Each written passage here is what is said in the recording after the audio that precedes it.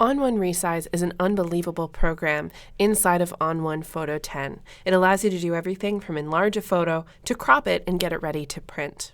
I want to give you a quick overview of how to use the program, but first, I'm inside of Browse to show you how to open a photo inside of Resize. Once you have your image selected, on the right-hand side of the screen, click on Resize in the module selector.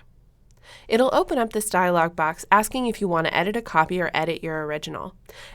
I highly suggest before going into Resize, if you're going to be doing any adjustments like enlarging a photo or creating a tiled mosaic, you want to edit a copy of your original file. This will make sure that you never hurt your original image and you always have a separate version that you worked with inside of Resize. This is also a really important place for you to adjust things like file format. If I know that I want to be printing, for example, a TIFF file, I can select that here. If you need to make sure you're working with a very specific color space, you can make that adjustment, as well as changing bit depth and resolution. Once you click OK, then it'll launch you into Resize.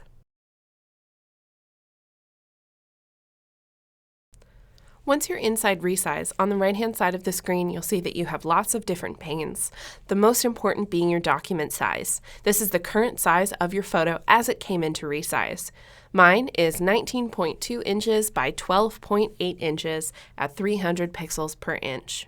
You can make adjustments here inside the document size pane and readjust the size of your photo as easy as typing in a new number. For instance, if I want to take the width and change it from 19 to 25, I can select, type in 25, and it will automatically adjust my photo.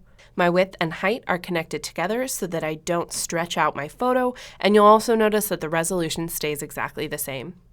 There are lots of other panes that you can work with, including the Sharpening Pane, which allows me to go in and add sharpening before I print. It's a very important process that you want to make sure you work with before you print out your images at home. You also have things like the Tiling Pane, which allows you to section your photo into different tiles to make it easier to print out, and it can create some really cool results. You also have access to the Gallery Wrap pane. This adds extra information around the edges of your photo that will get wrapped around a canvas when you print it out and stretch it around the wooden bars. On the left-hand side of the screen, there are pre-packaged presets.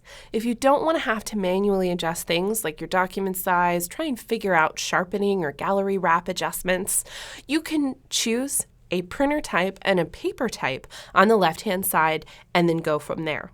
Let's say I know that I like to work on an Epson printer. I love working with matte paper, that's my favorite.